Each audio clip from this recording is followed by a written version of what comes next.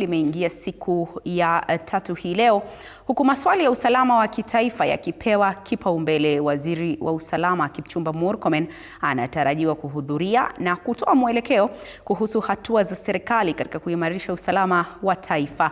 Sasa tunajiunga naye moja kwa moja mwandishi wetu wa habari Willy Dennis Njiru, ambaye amekuwa akifuatilia kongamano hilo tangu siku ya kwanza kwa mengi zaidi. Willy, habari za sasa, ni yepi ambayo yamejitokeza hii leo kwenye kongamano hilo? Jana kuliwaka moto sana. Ni kweli kabisa mwenzangu, asanti sana kwa kunipokeza usukani kwa mara nyingine. Bila shaka kikao kinaendelea na hadi kufikia sasa katibu wa wizara ya fedha anaendelea kusimulia hali ilivyo, masuala ya kiuchumi, japo waziri wa usalama wa ndani angali kufika katika kikao hiki. Tulikuwa tumeelezwa kwamba huenda atakuwa na mkutano mwingine jijini Nairobi kabla ya kuelekea katika upande huu, na bila shaka wingi wa matumaini umewajaa wabunge hao kwamba atakapofika kuna mambo mengi tu ambayo yanahusu usalama wa ndani na mambo ambayo yameendelea kuchipuka hapa, tukitumai kwamba ataweza kuyajibu maswali mengi ambayo anatarajiwa kuwa akijibu wabunge hawa. Na pasi na kupoteza muda, nimebahatika kuwa na wabunge wawili. Watajitambulisha kwa wale ambao ni watazamaji wetu na wafahamu, na tueleze tu kwa muktasari. Mambo mengi yanahusu fedha, mauzo ya hisa za Safaricom yamekuwa kiendelea hapa. Sijui ni yapi mnayo kwa sasa. Karibu sana mheshimiwa. Asante sana. Kwa majina naitwa Beatrice Elati, mbunge wa kule Dagoretti North. Yangu ni kushukuru sana. Kwa kweli tumekuwa hapa sasa ni siku ya 4, na katika matarajio yetu tulianza na elimu, na ndio kwa hivi sasa ni changamoto kubwa nafikiri kwa wazazi wengi. Tukaja tumezungumzia masuala ya afya. Mheshimiwa Duale akatuelezea zaidi, na ningependa sana kuwarai sana wizara kwamba ni vizuri kwenda kuhamasisha Wakenya waelewe zaidi, maana naona sasa SHA imeshika vizuri, isipokuwa Wakenya wengi hawajajua ni vipi watafanya ili waweze kupata, kwa mfano, kusaidiwa kwa masuala ya kansa, na nimeona wametengeneza vizuri hiyo package.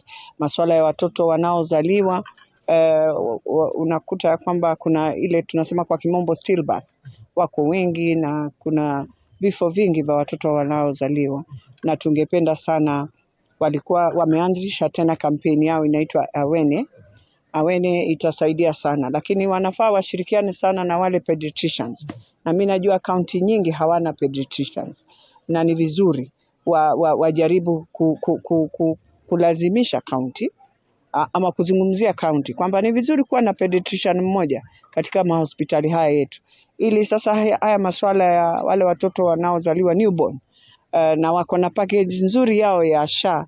Mtoto anapozaliwa na awe na matatizo, Daktari Masi alituelezea vizuri sana kwamba unaweza kaa siku 12 na SHA itakusimamia.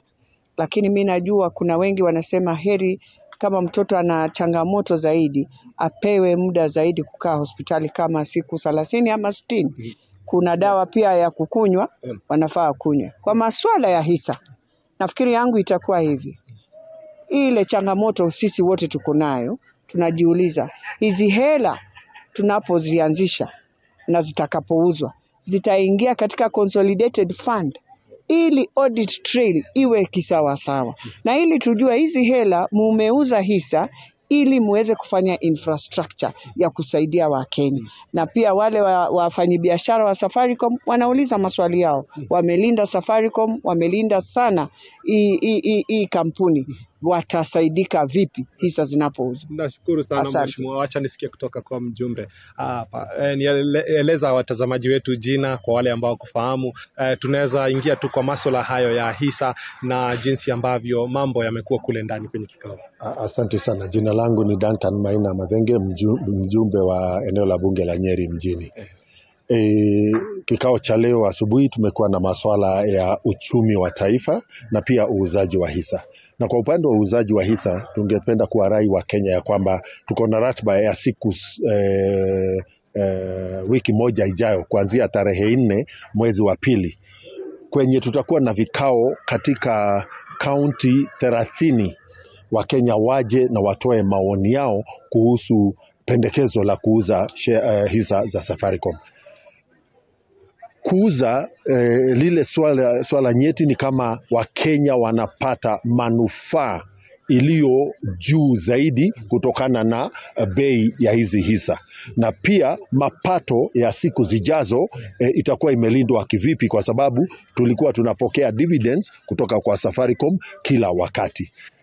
Lakini swala nyeti lenye wabunge wameuliza ni kwamba je, sheria yenye itaidhibiti hii fund inaitwa infrastructure fund iko wapi? Zile projects za infrastructure, iwe maji, iwe barabara, iwe katika upande wa generation ya kawi ama stima, ziko wapi? Wabunge wanasema tungependa kuziona, kwa sababu kama hizi ni hisa za kila Mkenya mwenye amewahi kulipa ushuru ama kodi, basi manufaa ni lazima imfikie kila Mkenya. Na kuna wabunge wamesema ya kwamba tunafaa kuwa na mgao, ya kwamba nusu ya hizo pesa iende katika ile fund ya kitaifa na nusu isabazwe katika maeneo yote ya bunge, kwa sababu ya hata kama ni hizo projects za infrastructure, iwe ni hali ya maji na barabara. Katika swala nzima la uchumi, picha yenye serikali inaonyesha ni mzuri sana, ya kwamba uchumi ya Kenya sasa ndio namba 6 katika nchi ya Kenya. Ile kikapu cha fedha za kigeni iko juu zaidi kwa muda wa miaka 12. Bei ya muda wa kutosha, lakini tumalizie tu.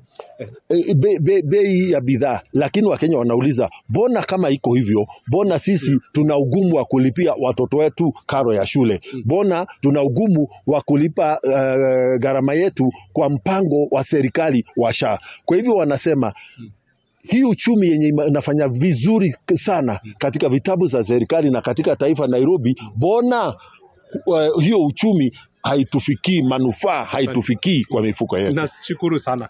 Tumtarajie waziri wa usalama wa ndani. Waziri wa usalama wa ndani, mimi namsubiri sana. Kwa sababu kuna tukio lilitokea Nyeri hapo siku ya Jumapili. Tunataka atueleze ni nani kwa sasa anasimamia hao polisi wake. Asante sana, nashukuru.